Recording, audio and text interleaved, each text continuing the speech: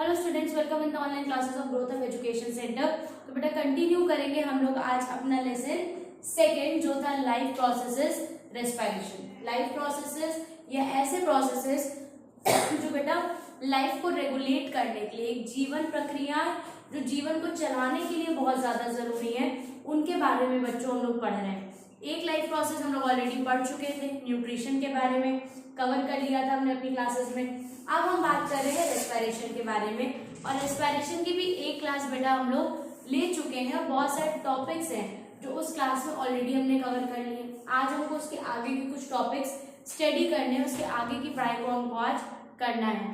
तो हम देखेंगे कि किस तरीके से आज हम पढ़ रहे हैं। उसके पहले हम पिछली क्लास में जो टॉपिक्स हमने पढ़े उसको हम रिवाइज करेंगे बेटा। क्या क्या टॉपिक्स थे वो बेटा? शुरू किया था हमने about what is respiration. Respiration से बात शुरू हुई थी और रेस्पिरेशन के लिए मैंने आपको बताया था बेटा कि जिस तरीके से एक कंबशन का प्रोसेस होता है, फ्यूल्स को बर्न करके उससे एनर्जी रिलीज की जाती है, जो कि हमारे व्हीकल्स में होता है, या फिर जब हम किसी कोल वगैरह को बर्न कर रहे हैं तभी प्रोसेस होता है। तो सिमिलरली बेटा ऐसा ही प्रोसेस, सेम ऐसे ही प्रोसेस हमारी बॉडी में भी अकर होता है। Yes, the process of combustion occurs in our body में हमने पढ़ा था, और ये प्रोसेस से हमारी बॉडी को भी एनर्जी मिलती है।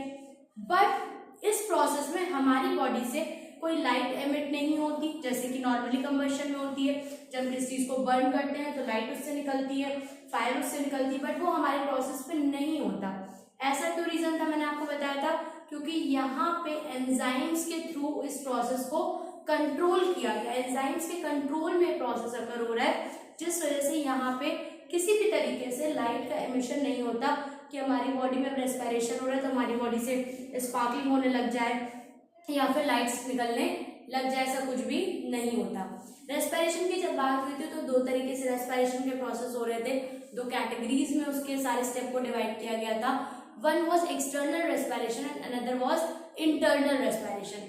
जब एक्सटर्नल रेस्पिरेशन की बात आती है तो दो प्रोसेस है बेटा उसमें। सबसे पहला process breathing and after that gaseous transport through blood. सबसे पहला काम क्या करना था हमको कि हमको ब्रीद करना था, ऑक्सीजन को इनहेल करना था या फिर कार्बन डाइऑक्साइड को एक्सहेल करना था, पहला था।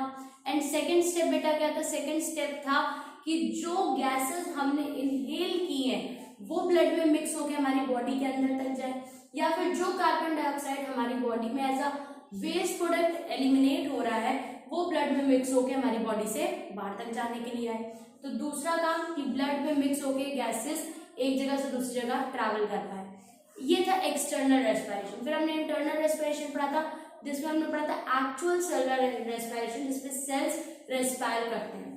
और सेल्स के रेस्पिरेशन के हमने 3 स्टेप्स पढ़े थे बेटा अलग अलग, glycolysis, Krebs cycle and etc. Glycolysis की बात करें, सिंपल प्रोसेस था, सारे ऑर्गेनिजम्स इसको करेंगे, चाहे वो एरोबिक वाले हो या फिर वो एनरोबिक वाले हो क्या रहा था इस प्रोसेस में? 1 मॉलिक्यूल ऑफ ग्लूकोज का ब्रेक डाउन हो रहा था और उसको ब्रेक करके 2 पायरुवेट के मॉलिक्यूल्स बनके रेडी हो रहे थे। कहाँ पे होता है प्रोसेस बेटा? तो this process occurs in the cytoplasm of the cell. Cell का जो साइटोप्लाज्म है वहां पे ये काम जो है पूरा किया जाता है। एक ग्लूकोज के मॉलिक्यूल से 2 पायरुवेट के मॉलिक्यूल बनाए जाते हैं, और इसके अलावा कुछ अमाउंट में, लिटिल अमाउंट में, स्मॉल अमाउंट में एनर्जी का लिबरेशन भी यहाँ से होता है, एनर्जी भी ऑर्गेनिज्म को मिलती है। आफ्टर दैट अब डिपेंड करता है कि ऑर्गेनिज्म की बॉडी में ऑक्सीजन की प्रेजेंस है और या फिर नहीं है। जितने भी हायर ऑर्गेनिजम्स हैं जैसे कि हम लोग हैं, हमारी बॉडी में ऑक्सीजन सफिशिएंट अमाउंट में प्रेजेंट है, तो हमारी बॉडी में कौन सा रेस्पिरेशन होगा? हमारी बॉडी में होगा aerobic respiration, the respiration which occurs in the presence of oxygen. और वो लोअर ऑर्गेनिजम्स जिनकी बॉडी में ऑक्सीजन की कमी है, ऑक्सीजन उनकी बॉडी में नहीं है, तो इन दैट केस कौन सा रेस्पिरेशन होगा? तो इन that case the respiration is an aerobic respiration. अब अगर एरोबिक रेस्पिरेशन पे जा रहे हैं तो क्या काम होता है? तो 2 स्टेप्स हैं, Krebs cycle and after that electron transport chain. Krebs cycle की बात करें तो माइटोकॉन्ड्रिया में होता है। माइटोकॉन्ड्रिया में पर्टिकुलरली माइटोकॉन्ड्रिया के मैट्रिक्स में, जो लिक्विड मैट्रिक्स है माइटोकॉन्ड्रिया का, वहां पे ये काम होता है। होता क्या है इस काम में? इस काम में होता ये है कि CO2 को एलिमिनेट किया जाता है और रिड्यूस्ड को एंजाइम्स को रेडी किया जाता है। Okay, after that next step start होता है which is electron transport chain, और जो रिड्यूस्ड कोएंजाइम्स हैं वो कंबाइंड होते हैं विद द ऑक्सीजन और लिबरेट कर देते हैं बेटा वाटर मॉलिक्यूल को, साथ साथ 38 एटीपी के मॉलिक्यूल्स बना के रेडी कर देते हैं। बट ये कब हो पाएगा? जब condition is aerobic, there is presence of oxygen. But अगर ऑक्सीजन ही ना प्रेजेंट हो बेटा, ऑक्सीजन की डेफिशिएंसी हो, तो एरोबिक नहीं हो सकता। इन दैट केस ये जो पायरुवेट के मॉलिक्यूल्स हैं ये एनारोबिक रेस्पिरेशन करेंगे। अगर ये एनिमल्स में है तो रेस्पिरेशन का process is also called as fermentation. और होगा क्या इस प्रोसेस में इनकी बॉडी में जो आपका इथेनॉल है वो बन के रेडी होगा, साथ साथ कुछ अमाउंट में पर्टिकुलरली बात करें तो 2 एटीपी मॉलिक्यूल्स बन के रेडी होंगे। और कई बार ऐसा ही प्रोसेस एनारोबिक रेस्पिरेशन का हमारी बॉडी में भी होता है। मैंने आपको बताया था जब हम लोग हेवी एक्सरसाइज करते हैं, फिजिकल वर्क ज़्यादा करते हैं, बॉडी में एनर्जी की ज़्यादा ज़रूरत होती है और उतना ऑक्सीजन हम इनहेल नहीं कर पा रहे होते हैं, तब हमारी बॉडी में भी इसी तरीके का एनारोबिक रेस्पिरेशन होता है। बट हमारी बॉडी में एंड प्रोडक्ट क्या होता है बेटा?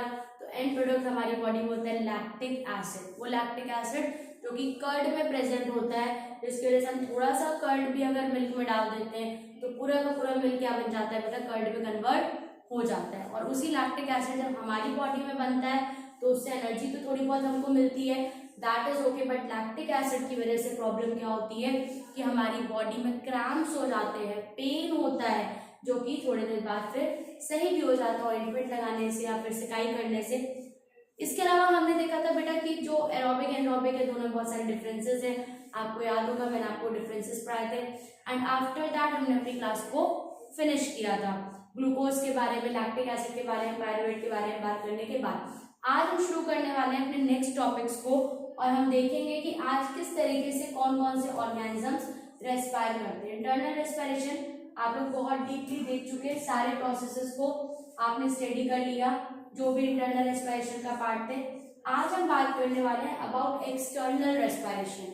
ये जो एक्सटर्नल रेस्पिरेशन का प्रोसेस है ये किस तरीके से बॉडी में कंप्लीट होता है, या बॉडीज या ऑर्गेनिजम्स किस तरीके से एक्सटर्नल रेस्पिरेशन करते हैं। तो जब बात एक्सटर्नल की आती है बेटा, एक्सटर्नल से कोई कनेक्ट है, दैट मीन्स अब उसको कनेक्ट होना है बेटा अपने एनवायरमेंट से, या हम कह सकते हैं एटमॉस्फेयर से, एटमॉस्फेयर या फिर एनवायरमेंट से। अब इसका जो रिलेशनशिप है वो डेवलप होगा with the external environment, with the external atmosphere. और रेस्पिरेशन में क्यों एक्सटर्नल एनवायरमेंट या एक्सटर्नल एटमॉस्फेयर इतना ज्यादा जरूरी है बेटा?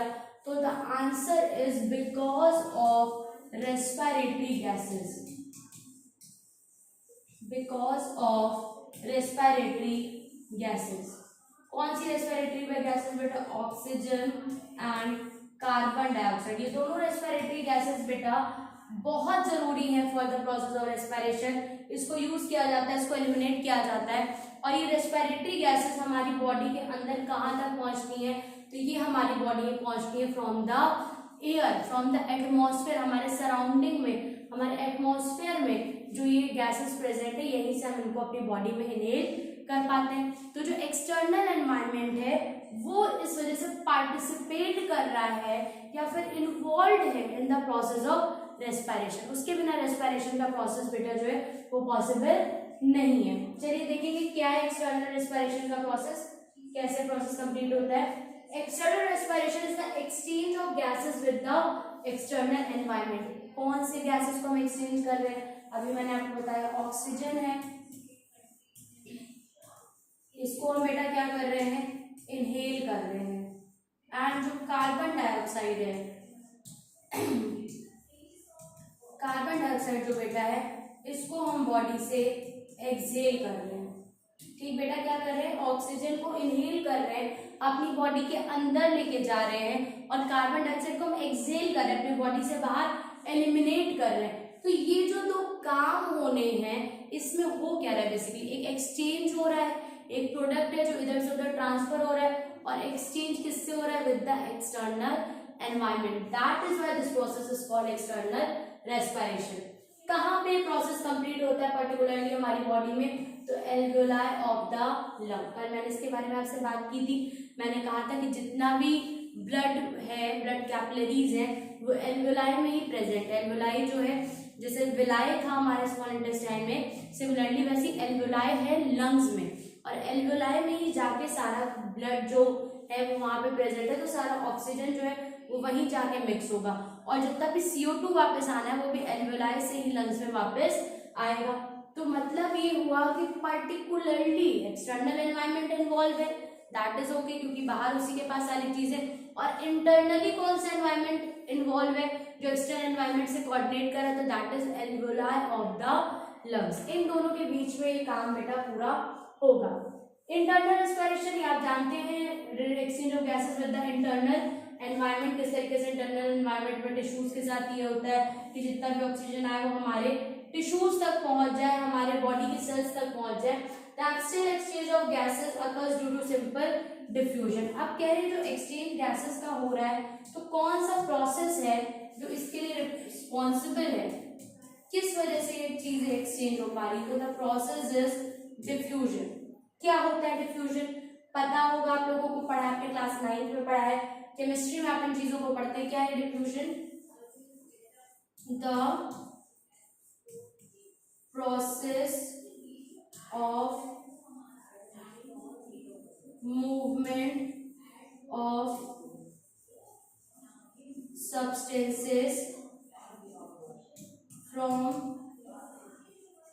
the region of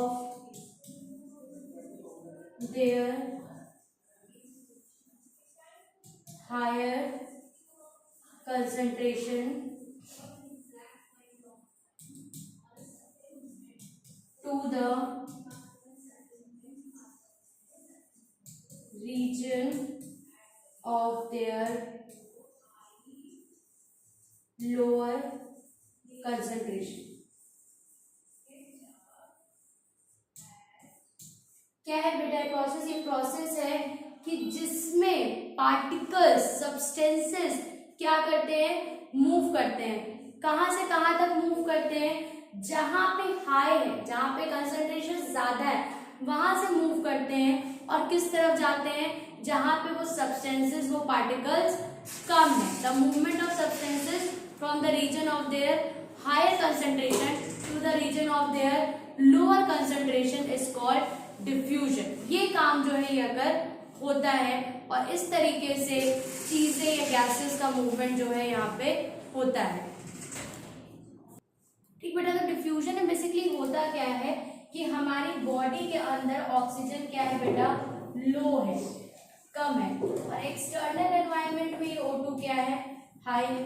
तो होगा क्या कि हाई से लो की तरफ मूव करेगा, दैट मीन्स एक्सटर्नल एनवायरनमेंट से ये ऑक्सीजन मूव करेगा हमारी बॉडी के अंदर, या आप कह सकते हैं कि लंग्स के अंदर। और सिमिलरली जस्ट ऑपोजिट केस होता है विद द CO2। ये हमारी बॉडी के अंदर ज्यादा है, हाई कंसंट्रेशन है इसका, और एक्सटर्नल एनवायरनमेंट में इसका कंसंट्रेशन लो है। तो ये हाई से लो की तरफ ये भी मूव करेगा, और ये हमारी बॉडी से बाहर आ जाएगा। That means exchange of gases के लिए जो प्रोसेस यूज हो रहा है, जिस वजह से एक्सचेंज ऑफ गैसेस हो रहे हैं, जिस वजह से ऑक्सीजन एंड कार्बन डाइऑक्साइड एक जगह से दूसरी जगह मूव कर पा रहे हैं, that process is diffusion. Diffusion की वजह से the process of movement of substances from the region of their higher concentration to the region of their lower concentration is called diffusion, and this process is responsible for the exchange of gases in the body of the organism। फिर से देखते हैं बेटा इस बात को, क्या पढ़ा हमने देखा एक्सटर्नल रेस्पिरेशन जो प्रोसेस है कि गैसेस एक्सचेंज का प्रोसेस है, जिसमें एक्सटर्नल एनवायरनमेंट के साथ गैसेस एक्सचेंज करते हैं। और कौन एक्सचेंज करता है हमारी बॉडी के अंदर से? Alveoli of the lungs. इस वजह से इसको एक्सटर्नल रेस्पिरेशन कहते हैं, क्योंकि एक्सटर्नल एनवायरनमेंट इन्वॉल्व है।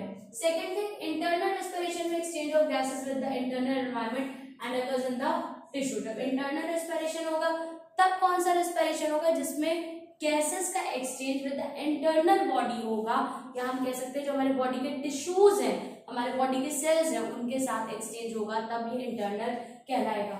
The actual exchange of gases occurs due to simple diffusion. और ये एक्सचेंज जो हो रहा है हमारे एक्सटर्नल एनवायरनमेंट के साथ या फिर इंटरनल एनवायरनमेंट के साथ, इसके लिए कौन रिस्पॉन्सिबल है, किसकी वजह से ये हो रहा है? तो the process is diffusion. Diffusion is responsible for the process of exchange of gases. चलिए हिंदी में देखेंगे बेटा, बाहरी श्वास में बाहरी वातावरण के साथ गैसों का आदान प्रदान है। जितना भी आदान प्रदान बाहर के वातावरण के साथ हो रहा है तो उसको हम क्या कहेंगे? बाहरी श्वास कहेंगे। कौन कौन इसमें इन्वॉल्व होगा? एक तो बाहरी वातावरण हो गया, दूसरा फेफड़ों की वायु कोशिका, ये भी इसमें क्या होगी बेटा? इन्वॉल्व रहेगी। आंतरिक श्वास में क्या है? आंतरिक वातावरण के साथ साथ साथ किसके साथ? ऊतकों के साथ, जो बॉडी के टिश्यूज हैं उनके साथ जब एक्सचेंज होगा तो ये आंतरिक आपका श्वास में कहलाएगा। और ये गैसों का वास्तविक आदान प्रदान सरल प्रसार के कारण होता है। क्यों होता है? प्रसार की वजह से, डिफ्यूजन के प्रोसेस की वजह से ये एक्सचेंज बॉडी में अगर हो पाता है। एम आई क्लियर कि किस चीज को हम एक्सटर्नल रेस्पिरेशन कहते हैं और किस चीज को हम इंटरनल रेस्पिरेशन कहते हैं। Now coming to the point that how respiration occur in plants. Plants में जब भी हम कोई चैप्टर पढ़ेंगे बेटा, क्योंकि हम लाइफ प्रोसेसेस पढ़ रहे हैं और लाइफ एनिमल्स के पास भी प्रेजेंट है, सिमिलरली लाइफ जो है वो प्लांट्स के पास भी प्रेजेंट है। तो जितने भी हम लाइफ प्रोसेस पढ़ेंगे, चाहे न्यूट्रिशन पढ़ेंगे, हम अभी रेस्पिरेशन पढ़ रहे हैं, इसके बाद हम ट्रांसपोर्टेशन पढ़ेंगे, जितने भी लाइफ प्रोसेस पढ़ेंगे वो हमको सबके लिए पढ़ने पड़ेंगे। सबके लिए मतलब हमको प्लांट्स के लिए भी पढ़ने पड़ेंगे, आफ्टर दैट हमको भी वो एनिमल्स के लिए भी पढ़ने पड़ेंगे, एंड एट दी एंड हमको ह्यूमन बॉडी में कैसे हो रहा है, ह्यूमंस कैसे उस प्रोसेस को कर रहे हैं, ये भी हमको पढ़ना पड़ेगा। तीनों के बारे में पढ़ना पड़ेगा। जैसे अगर मैं बात करूँ न्यूट्रिशन की, तो आपने प्लांट्स में न्यूट्रिशन का प्रोसेस पढ़ा था। कैसे पढ़ा था? फोटोसिंथेसिस का प्रोसेस आपने पढ़ा था, मैंने आपको बताया था about photosynthesis, about autotrophic nutrition. Animals में आपने पढ़ा था इस प्रोसेस को, जो आपने पैरासिटिक पढ़े थे, सैप्रोफिटिक पढ़े थे, अमीबा का पढ़ा था, ठीक है। और फिर ह्यूमंस के बारे में तो पूरा आपने डाइजेस्टिव सिस्टम और पूरा प्रोसेस पढ़ा ही पढ़ा था। तो अब जब हम रेस्पिरेशन की भी बात कर रहे हैं तो यहाँ पे भी हमको सबके बारे में ये पढ़ना पड़ेगा कि किस तरीके से रेस्पिरेशन प्लांट्स में अकर होता है, किस तरीके से रेस्पिरेशन एनिमल्स में अकर होता है, different different, and after that finally किस तरीके से ये रेस्पिरेशन का प्रोसेस हमारी बॉडी के अंदर अकर होता है। देखेंगे बेटा यहाँ पे the process of respiration plants involve using sugar produce during photosynthesis. जैसे हमारी बॉडी में भी क्या यूज किया गया था? ग्लूकोज यूज किया गया था। ग्लूकोज और ऑक्सीजन जब कंबाइन हुए थे तब उन्होंने हमारी बॉडी के एनर्जी को बनाया था। यस और नो, ये बात आपको पता है। तो अब जब प्लांट्स के केस में बात हुई तो प्लांट्स के केस में भी आपको पता है कि इनका भी जब फूड है वो शुगर के फॉर्म में ही प्रेजेंट होता है, या हम कह सकते हैं सिंपल लैंग्वेज स्टार्च के फॉर्म में इनके पास फूड होता है। तीनों शुगर है वही ये भी यूज करते हैं अपने फ्यूल के लिए। तो पहले चीज तो शुगर हो गई। शुगर आई कहाँ से? तो आपको पता होगा फोटोसिंथेसिस का प्रोसेस आप लोगों ने पढ़ा है। क्या पढ़ा था आपने फोटोसिंथेसिस के प्रोसेस में? आपने पढ़ा था कि जब कार्बन डाइऑक्साइड और वाटर कंबाइंड होते हैं in the presence of sunlight and in the presence of chlorophyll, तो क्या होता है? जब सनलाइट एंड साथ साथ क्लोरोफिल इन दोनों की प्रेजेंस में ये दोनों रिएक्ट करते हैं तो क्या होता है? यहाँ पे सिंपल शुगर ग्लूकोज बनके रेडी हो रहा था, साथ साथ आपका ऑक्सीजन रेडी हो रहा था, साथ साथ वाटर रेडी हो रहा था। ये दोनों ही चीजें बाय प्रोडक्ट थे, ये हमारा मेन प्रोडक्ट था। तो यही शुगर अब यूज हो रहा है किस प्रोसेस में? In the process of respiration. All things are interconnected, क्योंकि सारे ही प्रोसेस हो क्यों रहे हैं? हमारी लाइफ को रेगुलेट करने के लिए। तो एक दूसरे के साथ कनेक्टिविटी को मेंटेन रख के इन कामों को किया जाता है। तो कह रहे हैं शुगर जो आपने न्यूट्रिशन चैप्टर में पढ़ी थी, फोटोसिंथेसिस के टाइम पे प्रिपेयर हुई थी, उसी को यूज किया जाएगा यहाँ पे रेस्पिरेशन के लिए। ओके, फर्स्ट थिंग हो गई हमारी शुगर। सेकेंड थिंग क्या कह रहे हैं? दूसरी चीज हमको क्या चाहिए यहाँ पे? ऑक्सीजन। क्योंकि होता क्या रेस्पिरेशन के प्रोसेस में? Oxidation of food, and oxygen के लिए ऑब्वियसली किस चीज की रिक्वायरमेंट है? ऑक्सीजन की रिक्वायरमेंट है। और जब ये दोनों चीजें यूज होंगी तब प्लांट भी अपने लिए क्या बना पाएगा? एनर्जी बना पाएगा। In many ways respiration is the opposite of photosynthesis. The natural environment plants produce their own food to survive. और हम ये भी कह सकते हैं कि बहुत तरीके से देखा जाए तो रेस्पिरेशन का ऑपोजिट है फोटोसिंथेसिस। प्लांट्स अपने लिए किस तरीके से खाना बनाते हैं सर्वाइव करने के लिए, वो सबका अलग अलग प्रोसेस है। Now the question is sugar तो हमको मिल गई, शुगर जो हमको चाहिए थी रेस्पिरेशन के प्रोसेस के लिए, वो तो हमको फोटोसिंथेसिस से मिल गई, बट ये जो ऑक्सीजन की रिक्वायरमेंट है ये कहाँ से फुलफिल होगी? कौन है जो हमको ऑक्सीजन प्रोवाइड करेगा, जहाँ से प्लांट ऑक्सीजन को लेकर, जैसे अगर मैं हम लोग की बात करें ह्यूमंस की, तो हमारे पास हमने अभी आपको बताया कि भाई नोज प्रेजेंट है, नोज से हम कार्बन डाइऑक्साइड एक्सहेल कर देते हैं, ऑक्सीजन को इनहेल कर देते हैं। सिमिलरली अगर यहाँ पे मैं बात कर रही हूँ कि ऑक्सीजन चाहिए है, तो इनके पास कौन से पार्ट्स हैं जो इनको हेल्प करेंगे for the exchange of respiratory gases, ये भी उस तरीके से प्रोसेस को कंप्लीट कर पाए। तो यहाँ पे जो पार्ट्स इन्वॉल्व होंगे वो है नंबर फर्स्ट, जो आपने पिछले चैप्टर में मेरे साथ पढ़ा है, स्टोमेटा। बताया था मैंने आपको, अगर आपने नहीं पढ़ा है आप वो वाले क्लास में अटेंड करके आप वहां से स्टोमेटा के बारे में पढ़ सकते हैं। मैंने पूरा लीफ का स्ट्रक्चर बताया था, एंड मैंने बताया था कि जहां लोअर एपिडर्मिस होता है, लीफ का जहां लोअर सरफेस होता है, उस लोअर एपिडर्मिस पे जगह जगह पे पोर्स प्रेजेंट होते हैं, and that pores are called stomata.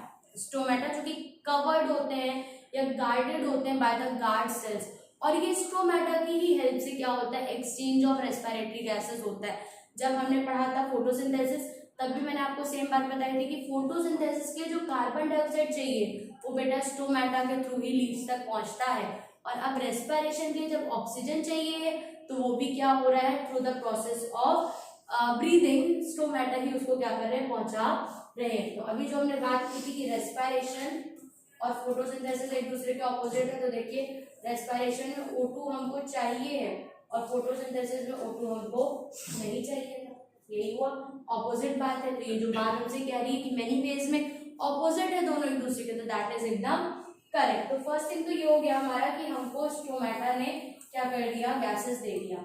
But plant के हर पार्ट को रेस्पायर करना है, फूड प्रोड्यूस होकर हर पार्ट तक पहुंच जा रहा था, बट एक ह्यूज प्लांट के लिए पॉसिबल नहीं है कि ऑक्सीजन को एक जगह से रेस्पायर करके पूरी बॉडी तक पहुंचा दिया जाए, क्योंकि प्लांट के पास इतना वेल डेवलप्ड ट्रांसपोर्टेशन सिस्टम नहीं है, कोई सर्कुलेटरी फ्लूइड नहीं है। सो इन दैट केस हर पार्ट के लिए अपना अलग अलग पार्ट्स होने चाहिए जो रेस्पायर कर सके। तो लीव्स के लिए स्टोमेटा हो गया। सेकेंड पार्ट है लेंटिसिल्स। ये क्या होते हैं, these are the opening in old stems, जो स्टेम्स पुरानी हो जाती हैं या जो बार्क्स बन जाते हैं उनमें भी छोटे छोटे से पोर्स प्रेजेंट होते हैं, छोटी छोटी सी ओपनिंग्स प्रेजेंट होती है, और उन पोर्स को हम क्या कहते हैं बेटा, लेंटिसिल्स कहते हैं। और ये लेंटिसिल्स भी हेल्प करते हैं in the process of respiration या in the exchange of respiratory gases. And the number third is root, और we can say root hair, ठीक बेटा। ये रूट्स भी क्या करते हैं, रेस्पिरेशन अपने लिए खुद ब खुद करते हैं। रूट्स में भी जो है डिफ्यूजन का प्रोसेस से रेस्पिरेशन होता है। ये तीनों ही पार्ट्स, स्टोमेटा, लेंटिसिल्स, रूट और रूट हेयर, ये सब प्रोसेस करते हैं डिफ्यूजन का, जो मैंने अभी आपको बताया, द प्रोसेस ऑफ डिफ्यूजन। क्या करना है डिफ्यूजन के प्रोसेस में, इनको इनकी बॉडी के पास अभी रेस्पिरेशन करने के लिए ऑक्सीजन कम है, तो ये क्या करेंगे, एक्सटर्नल एनवायरनमेंट से उस ऑक्सीजन को लेंगे, और रेस्पिरेशन करने के बाद CO2 बन के रेडी हो गया, जो इनके लिए ज्यादा है, तो उस केस में क्या करेंगे, CO2 को एनवायरनमेंट में रिलीज कर देंगे। अब आप कहेंगे मैम आपने पिछली क्लास में बताया था कि CO2 तो प्लांट को चाहिए है, और अभी आप कह रही थी प्लांट CO2 रिलीज कर रहे हैं। यस बेटा, इसीलिए तो बताया गया कि ये प्रोसेस फोटोसिंथेसिस के जस्ट ऑपोजिट है। जब उनको फोटोसिंथेसिस करना है तब वो ऑपोजिट काम कर रहे हैं, तब वो कार्बन डाइऑक्साइड को इनहेल कर रहे हैं और ऑक्सीजन को एक्सहेल कर दे रहे हैं। दैट इज सेपरेट प्रोसेस, एकदम अलग प्रक्रिया है वो। पर अब जब बात हो रही है हमारे इस टॉपिक की, रेस्पिरेशन की, तो ये सेम वैसे ही हो रहा है जैसे ये हमारी बॉडी में होता है। हम लोग क्या करते हैं, हम लोग ऑक्सीजन इनहेल करते हैं, प्लांट्स भी क्या कर रहे हैं, पार्ट्स के थ्रू ऑक्सीजन इनहेल कर रहे हैं, ताकि जो शुगर इन्होंने बनाया है अपनी बॉडी में वो ऑक्सीडाइज हो पाए, ऑक्सीडेशन ऑफ फूड हो और इनकी बॉडी में एनर्जी रिलीज हो। सिमिलरली यही काम हम लोग भी करते हैं कि हमारी बॉडी में जो ग्लूकोज है उसका ऑक्सीडेशन होता है और उससे एनर्जी को रिलीज किया जाता है। तो ये इन्होंने ऑक्सीजन इनहेल कर लिया, और सिमिलरली अब इनके पास भी जब ये रेस्पायर करेंगे तो हमारे जैसे इनके पास भी कार्बन डाइऑक्साइड ज्यादा हो जाएगा, उसको ये क्या करेंगे, एक्सहेल करेंगे बेटा। इसीलिए कहा जाता है कि रात में पेड़ों के नीचे हमको नहीं सोना चाहिए। बड़े बुजुर्ग कह जाते थे कि वहां भूत आते हैं इसलिए नहीं सोना है, बट ऐसा कुछ नहीं है कि पेड़ पे भूत आते हैं। The actual logic is that plants भी हमारे जैसे क्या करते हैं, रेस्पिरेशन का प्रोसेस करते हैं, और वो रेस्पिरेशन का प्रोसेस जब वो कर रहे हैं तो वो भी कार्बन डाइऑक्साइड को क्या कर रहे हैं बेटा, एक्सहेल कर रहे हैं, और इस वजह से उस नाइट्रोजन से क्या रहना है, दूर रहना है। एम आई क्लियर कि किस तरीके से प्लांट्स में भी सेम वैसे ही प्रोसेस हो रहा है जैसे हमारी बॉडी में होता है। डिफरेंस क्या है, डिफरेंस ये है कि वहां पे डिफरेंट पार्ट्स इन्वॉल्व थे, यहाँ पे डिफरेंट पार्ट्स इन्वॉल्व है। Process is still the same. Oxidation of food in the human body and oxidation of food also occurs in the case of plants. Hindi में देखेंगे बेटा, पौधों में श्वसन की प्रक्रिया में पौधों की वृद्धि के लिए, ऊर्जा उत्पन्न करने के लिए प्रकाश संश्लेषण के दौरान उत्पादित शर्करा और ऑक्सीजन का उपयोग शामिल होता है। जो मैंने आपको बताया, शर्करा जो कि पहले से ही फोटोसिंथेसिस प्रकाश संश्लेषण की प्रक्रिया में बन चुकी थी, उसका उपयोग किया जाएगा, ऑक्सीजन का उपयोग किया जाएगा। ऑक्सीजन कहाँ से आया, स्टोमेटा से आया, या फिर लेंटिसल से आया, या फिर रूट से आया। हर पार्ट अपने रेस्पायर कर रहा है, हर किसी के पास ये ऑक्सीजन और फूड है। कई ना मायनों में श्वसन प्रकाश संश्लेषण के विपरीत है, ये भी मैंने आपको बताया। वहां पे अगर हम बात करें प्रकाश संश्लेषण की तो कार्बन डाइऑक्साइड चाहिए और ऑक्सीजन लिबरेट हो रहा है, पर जब हम बात करें श्वसन की तो वहां पे जस्ट ऑपोजिट चीज है, उसमें ऑक्सीजन चाहिए और कार्बन डाइऑक्साइड लिबरेट हो रहा है। तो ये एक दूसरे की क्या है, विपरीत है, ऑपोजिट है।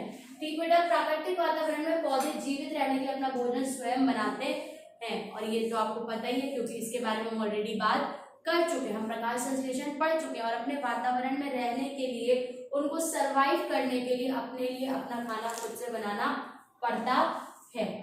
देख सकते हैं आप यहाँ पे एक डायग्राम भी है, किस तरीके से एनर्जी प्लांट को मिलती है, सोलर एनर्जी, कार्बन डाइऑक्साइड, तो ऑक्सीजन और शुगर बना पाता है, और फिर यही शुगर और ऑक्सीजन को यूज करके वो अपने लिए क्या कर पाता है, एनर्जी को लिबरेट कर पाता है। स्टोमेटा के बारे में देखेंगे थोड़ा सा, मैंने आपको इसे एक्सप्लेन किया। देखेंगे एक बार क्या चीज है ये, आपको मैं पिछले क्लास में, पिछले चैप्टर में भी ये स्टोमेटा का स्ट्रक्चर पढ़ाया हुआ है। These are minute apertures, छोटे छोटे से पोर्स होते हैं, present on the aerial parts of the plant. Aerial parts में भी बात करें तो स्पेशली किस पार्ट में, स्पेशली इन द लीव्स। अभी मैंने आपको बताया कि लीव्स के कौन से एरिया में बेटा, लोअर एपिडर्मिस में, लोअर एपिडर्मिस में ये स्टोमेटा प्रेजेंट होते हैं। मैंने आपको ये बात अभी बताई, ठीक है। एक स्टोमेटा है तो उसको स्टोमा बोला जाता है, मैनी है प्लूरल है तो उसको स्टोमेटा बोलते हैं। किस काम में हेल्प करते हैं, help in the exchange of gases between plant body and the external environment. Similarly वैसे जैसे हमारी बॉडी में नोज फंक्शनिंग कर रही है, सेम वैसे ही प्लांट की बॉडी में ये भी एक्सचेंज ऑफ गैसेस में हेल्प करते हैं। Each stoma consist of 2 bean shaped guard cells. जो स्टोमा है उसके ऊपर 2 कुछ इस तरीके के गार्ड सेल्स प्रेजेंट होते हैं। मैंने आपको पिछले क्लास में भी बताया था, जिनको बीन शेप के होते हैं और इनको हम क्या बोलते हैं, गार्ड सेल्स बोलते हैं। इसकी ओपनिंग पे ही ये प्रेजेंट होते हैं। These cell enclose a small stomatal aperture, और इन्हीं के ओपनिंग और क्लोजिंग से स्टोमेटल पोर भी ओपन एंड क्लोज होता है। तो यही अपने इस काम को करते हैं। हिंदी में देखिए बेटा क्या है ये चीज, ये सूक्ष्म छिद्र होते हैं जो पौधों के हवाई भागों विशेषकर पत्तियों में मौजूद होते हैं। रंध्र या स्टोमेटा जो है पौधों के शरीर और बाहरी वातावरण के बीच गैसों का आदान प्रदान में सहायक होता है। कौन सी गैसेस बेटा, तो ऑक्सीजन और कार्बन डाइऑक्साइड। इनका एक्सचेंज जो है, इनका जो आदान प्रदान है वो इसी से ही होता है। प्रत्येक रंध्र के बीन के आकार की 2 रक्षक कोशिकाएं होती हैं, जो मैंने अभी आपको बना के दिखाई। ये कौन सी कोशिकाएं हैं बेटा, रक्षक कोशिकाएं हैं, गार्ड सेल्स, रक्षक। ठीक बेटा, ये कोशिका एक छोटे रंध्र छिद्र को घेरती है। जो छोटा सा अपर्चर है, जो छोटा सा छेद है, उसको घेरे हुए दोनों प्रेजेंट रहती हैं। और जब ये खुलते या बंद होते हैं तो उसी के अकॉर्डिंग स्टोमेटा भी खुलता या फिर बंद होता है, एक्सचेंज ऑफ गैस जिसकी वजह से आकर हो पाता है। क्लियर बेटा। बाकी लेंटिसल्स के बारे में मैंने आपको बताया कि ओपनिंग होती है एक तरीके की, ओपनिंग जो कि प्रेजेंट होती है कहाँ पे, ओल्ड स्टेम्स में या बार्क्स में। ठीक, अंडर देन रूट, रूट के बारे में आप सबको पता है। अंडर द ग्राउंड जो पार्ट होता है दैट इज कॉल्ड रूट। और रूट किस लिए हेल्पफुल होते हैं, पहली चीज तो वाटर का एब्जॉर्प्शन भी वो करते हैं for the process of photosynthesis, and other than that आप यहाँ पे देख रहे हैं कि जो एक्सचेंज ऑफ रेस्पिरेटरी गैसेस है उसमें भी वो हेल्पफुल होते हैं। Now coming to the respiration in animals, तो एनिमल्स में अगर रेस्पिरेशन होना है तो सबसे पहले तो होना पड़ेगा दो इंपॉर्टेंट काम, intake of oxygen and second work is release of carbon dioxide. ये दो काम बेटा पहले होने पड़ेंगे। प्रोसेस के नाम होते हैं, क्या नाम होता है? जो इनटेक ऑफ ऑक्सीजन हो रहा है तो दैट इज कॉल्ड बेटा इनहेलेशन। क्या कहते हैं इसको हम? इनहेलेशन। एंड जब रिलीज ऑफ कार्बन डाइऑक्साइड होता है तो उसको हम क्या कहते हैं? That is called exhalation. Inhale और एक्सहेल। अब ये दोनों प्रोसेस मिलके बॉडी का एक इंपॉर्टेंट प्रोसेस बनाते हैं विच इज कॉल्ड ब्रीदिंग, ठीक बेटा। ब्रीदिंग कब हो पाता है? ब्रीदिंग हो पाता है जब इनहेल और एक्सहेल एक बार हो रहा है तो that is called the breathing process. Breathing का जो प्रोसेस है वो रेस्पिरेशन के लिए बहुत ज्यादा जरूरी है। बिना ब्रीदिंग के रेस्पिरेशन बॉडी में अगर नहीं हो सकता, सबसे पहले क्या करना पड़ेगा? सबसे पहले ब्रीद करना पड़ेगा, ठीक बेटा। तो क्या देखा हमने कि इनहेलेशन और एक्सहेलेशन करके क्या प्रोसेस बनता है? ब्रीदिंग का प्रोसेस बनता है। ब्रीदिंग का process is responsible for respiration in animals. क्या कह रहे हैं? This process animals intake oxygen and release carbon dioxide. जो मैंने आपको बताया कि इनटेक ऑफ ऑक्सीजन होगा, रिलीज ऑफ कार्बन डाइऑक्साइड होगा, और इन दो प्रोसेस से मिला के क्या कहा जाएगा? इसको it is known as breathing. This is mainly of two phases. Inhalation, इसको हम इंस्पायरेशन भी कह सकते हैं, इंस्पायरेशन भी कह सकते हैं, और एक्सहेलेशन या फिर हम इसको एक्सपायरेशन भी कह सकते हैं। दोनों नेम सेमी प्रोसेस के, इनहेलेशन और इंस्पायरेशन, एक्सहेलेशन और एक्सपायरेशन। और कुछ इस तरीके से काम जो बॉडी में हो पाता है। It is the process by means of which oxygen is taken to the lungs. यहाँ पे जो ये भी इनहेल और एक्सहेल का प्रोसेस होगा तो ये बॉडी के कौन से पार्ट में होगा बेटा? लंग्स में होगा। Lungs are the main respiratory organ. जब रेस्पिरेशन की बात आएगी, सबसे इंपॉर्टेंट ऑर्गन की जो बात आएगी, तो सबसे इंपॉर्टेंट ऑर्गन बेटा वो क्या होगा? लंग्स होंगे।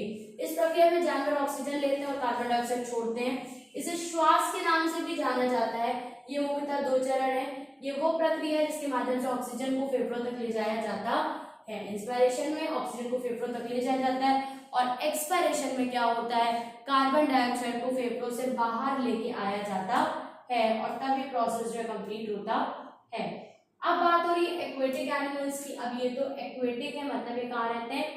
पानी में रहते हैं, जल में रहने वाले, जलचर की बात हो रही है, जलचर की बात हो रही है। तो फिर भाई ये क्या है? कह रहे मेजॉरिटी ऑफ एक्वेटिक एनिमल जैसे कि फिश है, प्रॉन है, तो ये कैसे ब्रीथ करते हैं? इनके पास तो लंग्स से ब्रीदिंग नहीं होती, क्योंकि लंग्स के पास पावर है कि वो एयर से गैसेस को एक्सचेंज कर सकता है। बट जब एयर ही प्रेजेंट नहीं है, वाटर प्रेजेंट है, तो कुछ भी नहीं कर सकता। तो यहाँ पे स्पेशल ऑर्गन्स होंगे, and the organs are called gills.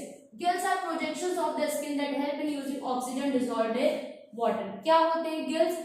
Skin के ही प्रोजेक्शंस होते हैं जो पानी में एब्जॉर्ब ऑक्सीजन को क्या कर लेते हैं? एब्जॉर्ब कर लेते हैं, सोख लेते हैं, वहीं से उसको एब्जॉर्ब करते हैं। Gills contain blood vessel which help in exchange of gases. जिस तरीके से लंग्स के पास ब्लड वेसल्स होती हैं विलाई की हेल्प से, एल्वेलाई की हेल्प जो क्या करता है? हर पार्ट में ऑक्सीजन को पहुंचाता है। सिमिलरली गिल्स के पास भी ब्लड वेसल्स प्रेजेंट है, और ये गैसेस का एक्सचेंज उसकी हेल्प से कर देता है। क्या कह रहे हैं हिंदी में? मछली और झींगा जैसे अधिकांश जलीय जानवर गलफड़ों नामक विशेष अंगों के माध्यम से सांस लेते हैं। गीला त्वचा के उभार है जो पानी में घुली ऑक्सीजन को उपयोग करने में मदद करते हैं। गिल्स में रक्त वाहिकाएं होती हैं जो गैसों के आदान प्रदान में मदद करती हैं। कौन करेगा गिल्स से रेस्पिरेशन? लंग्स से जब बात हो रही थी तो बात हो रही थी टेरेस्ट्रियल एनिमल्स की, या पृथ्वी पे रहने वाले थलचर की, ठीक है। और जब बात हो रही है पानी में रहने वालों की, तो अब लंग्स काम नहीं करेगा। अब there is an special organ which is called gills. Gills जो कि स्किन के ही प्रोजेक्शंस है, वो क्या करते हैं? पानी में डिसॉल्व्ड ऑक्सीजन को लेके उससे अपने लिए रेस्पिरेशन के काम को पूरा करते हैं। Now coming to the terrestrial, जिनकी हम पहले ही बात कर रहे थे। टेरेस्ट्रियल एनिमल्स की बात की जाए, रेस्पिरेटरी सिस्टम होता है पूरा इनके पास, ठीक है। लंग्स जहाँ मेन होते हैं, लंग्स कनेक्टेड होते हैं एक्सटर्नल एनवायरनमेंट से किसकी हेल्प से, वाया नेजल चैम्बर। अगर सारे पार्ट्स की बात की जाए तो नोज होगा, नोज के बाद नेजल चैम्बर्स होंगे, नेजल चैम्बर्स के बाद फेरिक्स, मैंने वहां पे आपको बताया था कॉमन पैसेज होता है, तो फेरिक्स यहाँ भी प्रेजेंट होगा। फिर फेरिक्स के बाद आपका प्रेजेंट होगा larynx, after that trachea, after that bronchi and then bronchioles and after that at the end lungs। ठीक बेटा, सारे पार्ट्स तो कह रहे हैं कि टेरेस्ट्रियल एनिमल्स रेस्पिरेटरी सिस्टम को यूज करते हैं, सारे पार्ट्स मिलके रेस्पिरेटरी सिस्टम का फॉर्मेशन कर रहे हैं that are connected to the external environment, जो एक्सटर्नल एनवायरनमेंट से कनेक्ट होते हैं किसकी हेल्प से, नोज या फिर नेजल चैम्बर की हेल्प से। जितना भी लंग्स का कनेक्शन है वो नोज के थ्रू जो है वो एक्सटर्नल एनवायरनमेंट से होता है। Then take the oxygen along with other gases and exchange the oxygen with blood in the lungs। वो सारी गैसेस को लेते हैं और साथ ऑक्सीजन को भी लेते हैं, पूरा पाथवे फॉलो करके इसको लंग्स तक पहुंचा देते हैं और लंग्स आगे ऑक्सीजन को ट्रांसफर कर देता है। और साथ साथ जब लंग्स ऑक्सीजन ट्रांसफर करता है तो बदले में वो कार्बन डाइऑक्साइड को वहां से एक्सपायर या एलिमिनेट भी कर देता है। क्या कह रहे हैं, स्थलीय जानवर फेफड़ों से बनी श्वसन प्रणालियों का उपयोग करते हैं जो नाक कक्षों या छिद्रों के माध्यम से बाहरी वातावरण से जुड़े होते हैं। फेफड़ों को क्या होना पड़ेगा, नाक से जुड़ा होना पड़ेगा। जो मैंने सारे पार्ट्स बताए आपको वो एक सीक्वेंस में बाहर के एनवायरनमेंट से जुड़े हुए होते हैं। वे अन्य गैस के साथ ऑक्सीजन लेते हैं, सब गैसेस बॉडी के अंदर जाती हैं, ऑक्सीजन में जाती है, पर जरूरत सिर्फ किसकी, ऑक्सीजन की। और फेफड़ों में रक्त के साथ ऑक्सीजन का आदान प्रदान करते हैं। जब ये पहुंचता है फेफड़ों में तो जो एल्वेलाई है वो सारी गैसेस भी ऑक्सीजन को क्या करती है, रिसीव कर लेती है। इस प्रक्रिया में कार्बन डाइऑक्साइड बाहर निकल जाता है। ऑक्सीजन तो उसने ले लिया, साथ साथ कार्बन डाइऑक्साइड को उसने क्या कर दिया बेटा, एलिमिनेट भी कर दिया ताकि कार्बन डाइऑक्साइड वहां बॉडी में प्रेजेंट ना रहे। कुछ पार्ट्स देखेंगे किस तरीके से कौन से एनिमल्स रेस्पायर करते हैं तो आपको थोड़ा आइडिया हो जाएगा जो हम रेस्पिरेशन एनिमल्स की बात कर रहे हैं। अगर हम बात करें सबसे पहले अमीबा, ठीक है, नॉर्मली ये टेरेस्ट्रियल एनिमल्स हैं, कभी कभी मॉइस्ट प्लेसेस पे रहते हैं, ठीक। तो यहाँ पे टेरेस्ट्रियल एनिमल या मॉइस्ट प्लेसेस में रहने वाले अमीबा की बात करें तो इसके पास तो कोई भी स्पेशल ऑर्गन नहीं है रेस्पिरेशन के लिए, तो फिर ये कैसे रेस्पायर करेगा। तो अमीबा नॉर्मली अपने सरफेस से, जो स्किन सरफेस है, जो बॉडी है इसकी, इसी से ही रेस्पायर करता है। सिंपल प्रोसेस यूज करता है डिफ्यूजन का, और डिफ्यूजन के प्रोसेस से जो मैंने बताया कि इसकी बॉडी के अंदर रेस्पिरेटरी गैसेस कम है तो उनको वो रिसीव कर लेता है। नेक्स्ट आपके सामने एक एक्वेटिक एनिमल, कौन सा एनिमल है ये, दिस इज फिश। फिश के लिए मैंने आपको बताया था अभी किससे रेस्पायर करती है, गिल से रेस्पायर करती है। ये जो गिल्स है इनकी हेल्प से क्या होता है, फिशेस में रेस्पिरेशन का प्रोसेस कंप्लीट होता है। अगेन अर्थबोर्न टेरेस्ट्रियल एनिमल्स है, कोई स्पेशल ऑर्गन नहीं है, अपनी स्किन के थ्रू ही क्या करता है, रेस्पिरेशन करता है, इनहेल एक्सहेल करता है, ब्रीथ करता है। फ्रॉग्स की बात करें, फ्रॉग्स देखिए कि इंपॉर्टेंट बात आ गई है यहाँ पे। जब फ्रॉग्स की बात करते हैं तो जो एनिमल्स है बेसिकली 3 कैटेगरीज के होते हैं। कौन कौन से 3 कैटेगरीज है, यहाँ पे आपको सारी कैटेगरीज दिख रही है, मैं आपको बता देती हूँ। First aquatic, second terrestrial and the third one are amphibians. Amphibians terrestrial जमीन में रहने वाले, मैंने बता दिया कैसे रेस्पायर करेंगे बेटा, लंग से करेंगे। एक्वेटिक पानी में रहने वाले अभी हमने बात कर ली है, किससे करेंगे, गिल से करेंगे।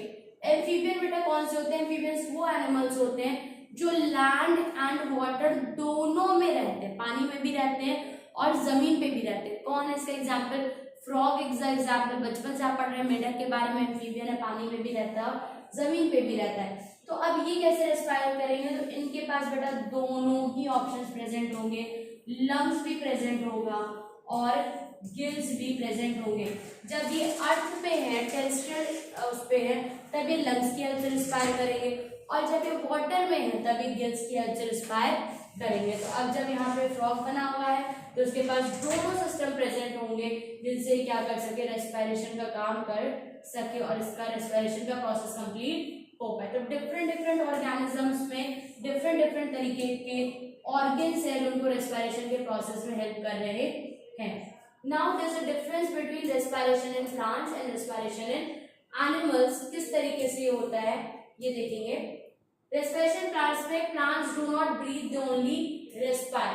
Animals usually breathe in the air carrying out cellular respiration. Plants breathe नहीं कर रहे, सिर्फ रेस्पिरेशन कर रहे हैं, पर जब बात आई एनिमल्स की तो दोनों कामों को कर रहे हैं। प्लांट्स का रेस्पिरेटरी सिस्टम, इनके पास कोई सिस्टम नहीं होता, सिर्फ वही पार्ट्स है जो मैंने आपको बताया, stomata, lenticels and roots. But जब एनिमल्स की बात होती है, respiratory system is found, it occurs through lungs. Respiratory system पूरा है, बट मेन ऑर्गन यहाँ पे कौन सा है, तो वो है lungs. In plants, the leaf obtain oxygen directly from the through the stomata. Stems and roots also take in oxygen. यहाँ पे क्या हो रहा है कि हर पार्ट अपने लिए अलग से गैसेस को ब्रीथ कर रहा है। स्टोमेटा अपने लिए ले रहा है, रूट्स अपने लिए ले रही है, स्टेम्स अपने लिए लेंटिकल्स से ले रही है। बट जब बात होती है एनिमल्स की, तो सारे ऑर्गन्स नहीं, oxygen taken through special opening like nostrils और gill clefts into the respiratory organ. सब ऑर्गन्स अलग अलग से रेस्पिरेशन नहीं करेंगे, एक ऑर्गन से एक्सचेंज ऑफ गैस होगा और वही गैस पूरी बॉडी में पहुंचाई जाएगी। The carbon dioxide produced during respiration may be used by the plant for carrying out photosynthesis. Carbon dioxide ये एलिमिनेट भी कर सकते हैं और या फिर उसको यूज भी कर सकते हैं फोटोसिंथेसिस के प्रोसेस के लिए। बट यहाँ पे क्या होगा, the carbon dioxide produced in animal during respiration is release through the atmosphere. यहाँ पे कोई भी केस नहीं है कि इसको बॉडी में रखा जाए, इसको तुरंत ही रिलीज कर दिया जाएगा।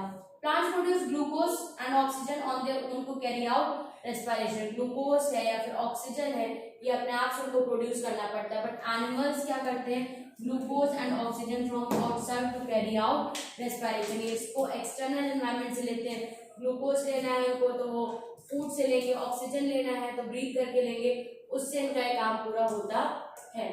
अब मैंने आपको कुछ ऑर्गेनिज्म से बताया कि रेस्पिरेटरी सरफेस के बारे में, कुछ लोग स्किन से कर रहे हैं, कुछ ट्रैक आपके गिल से कर रहे हैं, कुछ लंग से कर रहे हैं। तो इसके बारे में बात कर रहे हैं। दिस इज एन एरिया और space where the gas exchange take place, it should be larger. कह रहे हैं जो भी एरिया से ऑर्गेनिज्म रेस्पायर कर रहे हैं, एक्सचेंज ऑफ गैसेस कर रहे हैं, वो एरिया कैसा होना चाहिए, लार्ज होना चाहिए। क्योंकि जितना ज्यादा एरिया होगा उतना ही ज्यादा अमाउंट में गैसेस को क्या कर पाएंगे, ब्रीथ कर पाएंगे, गैसेस को स्टोर कर पाएंगे बॉडी में।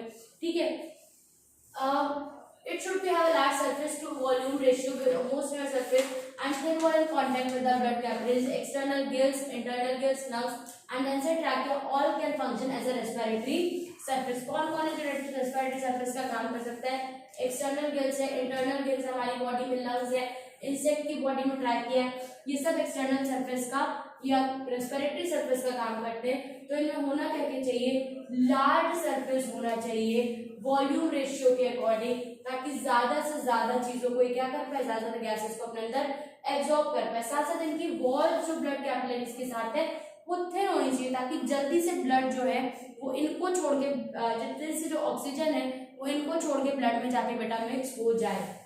ये वो क्षेत्र है स्थान है जब गैस का आदान प्रदान होता है। इसमें सतह से आयतन का अनुपात बड़ा, नम आंतरिक सतह और रक्त कोशिकाओं के संपर्क में पतली दीवार होनी चाहिए। बाहरी गलफड़े, आंतरिक गलफड़े, फेफड़े और कीट श्वास नली सभी श्वसन सतहों के रूप में कार्य कर सकते हैं। मिसालों में जब सरफेस एरिया ज्यादा होगा, जब जगह ज्यादा होगी, तभी क्या हो पाएगा, रेस्पिरेशन का प्रोसेस अच्छे तरीके से कंप्लीट हो पाएगा। तो हमने क्या देखा बेटा, आज क्लास में हमने देखा कि किस तरीके से डिफरेंट एनिमल्स में रेस्पायर करने के लिए डिफरेंट प्लांट्स प्रेजेंट है। टेरेस्ट्रियल में अलग ऑर्गन्स प्रेजेंट है और आपका एक्वेटिक में अलग ऑर्गन्स प्रेजेंट है। जो दोनों जगह रहते हैं उनमें अलग तरीके के ऑर्गन्स प्रेजेंट हैं। तो that's all for today, thank you so much for watching, bye bye.